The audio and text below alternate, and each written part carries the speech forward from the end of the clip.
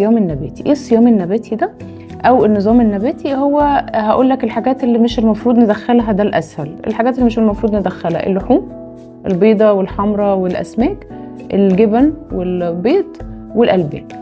دي الحاجات المفروض نستبعدها. طيب ايه المفروض الحاجات اللي ندخلها في النظام النباتي؟ بندخل البقوليات وبندخل النشويات وبندخل الخضار، بندخل الفاكهة، بندخل البذور، بندخل المكسرات، كل الحاجات دي معانا.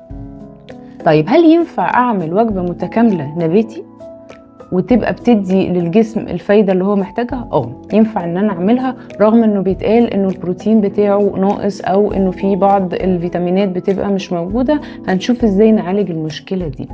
اول حاجة الطبق بتاعنا، انا محتاج زي ما اتكلمنا قبل كده، انا محتاج ان انا اقسمه. نص الطبق هيبقى عبارة عن سلطة وخضار. ايه الفرق بين السلطة والخضار؟ السلطة اللي هي الكابوتشا والخيار والطماطم